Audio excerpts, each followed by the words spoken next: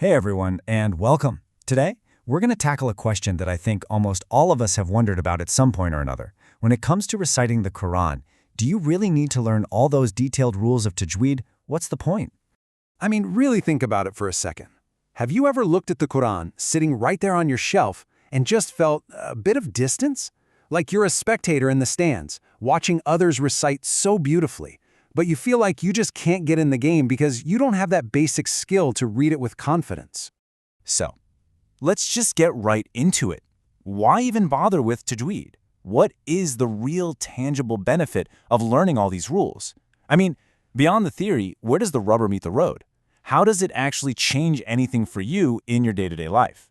A lot of it comes down to how we're even asking the question. If we look at every single tiny rule in isolation, in a silo, asking, why does this one sound matter?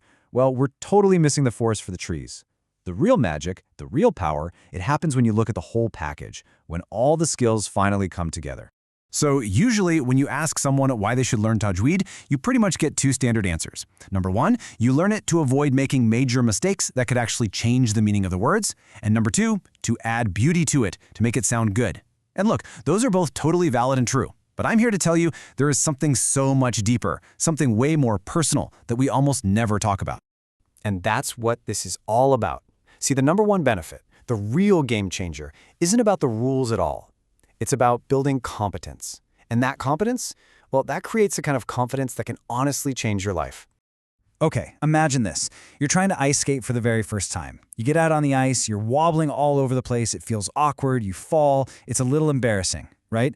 And for so many of us, that's enough. We think, you know what, this isn't worth it. And the skates go right back in the closet, maybe forever. Well, that's exactly what Tajweed is in this picture. It's not just some dry textbook with a bunch of rules. It's the actual skill, the training, that lets you step onto the ice with the Quran and not have that constant fear of falling on your face. It turns you from a nervous spectator stuck on the sidelines into an active player right there in the game. Okay, so how does this actually work? Let's break down this confidence cycle because this applies to literally any skill you learn. First, you try. And yeah, you fail. It feels awkward, you make mistakes, but then you start to get the hang of the basics. Then, with practice, you build competence. It starts to feel, natural, and that's when the magic happens. Competence creates real confidence, and that fear of messing up, it just kind of vanishes. And it's only at that point, stage 5, that you can actually enjoy it. It goes from being a source of stress to a source of genuine peace. But here's the amazing part. This confidence, it doesn't just stay with you. It creates this incredible ripple effect that spills out into pretty much every part of your life. And it touches the people you care about most. So let me ask you this, and it's a big one. What if just gaining a little confidence in your own recitation could actually inspire the next generation right there in your own home? I mean, listen to this beautiful real-life story.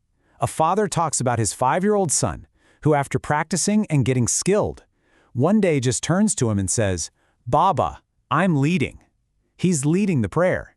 Think about that moment of leadership, of confidence. It couldn't have happened if the child hadn't built up that skill first. That confidence became contagious in the house.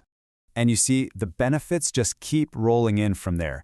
It boosts your own self-esteem, it can lower your stress, it inspires your whole family, it literally helps build a home where the Quran feels alive, a living presence, not just a beautiful book on a high shelf. And maybe most importantly, it starts to shape how you see yourself. You become a student of the Quran, someone who's actively in that conversation. So we've talked about the personal impact, the family impact, but there's another huge piece to this puzzle. It's about experiencing the Quran the way it was meant to be experienced. And this analogy just hits it out of the park. Think about a director like Christopher Nolan. He makes these epic movies specifically for that giant IMAX screen. Sure, you could watch a movie like Interstellar on a tiny screen on an airplane, but is it the same experience? No way. The sound, the scale, the feeling, it's a completely different thing. Well, in the same way, the Quran was revealed with its own sound, its own rhythm, its own incredible beauty. Learning to recite it correctly, that's like finally seeing it in IMAX, the way it was truly intended. So if we boil it all down to one word, what's the main benefit? It's access. Think of the Quran as this huge highway, a highway that leads to guidance, to peace, to a better life. Now, Tajweed isn't the highway. It's the on-ramp. It's the thing that lets you merge smoothly onto that highway and actually start your journey, instead of just standing on the side of the road watching everyone else drive by. And this brings us to what might be the most important point of this whole conversation. See, getting good at this skill, that's not the finish line, not even close. It's the starting line. This isn't some final exam you pass and then you're just done. You check the box and move on. No, it's the key that you create, the one that finally opens the door to a real, lifelong relationship with this book. Think about it. How many times a day, every single day, do we pray? Guide us to the straight path. It's the central request of our lives.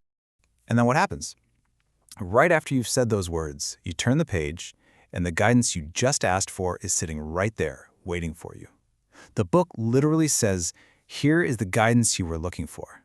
Having the skill to recite means having the ability to receive that guidance for yourself, directly. The journey is laid out right in front of you. It's waiting. So the only real question is, are you ready to turn the page?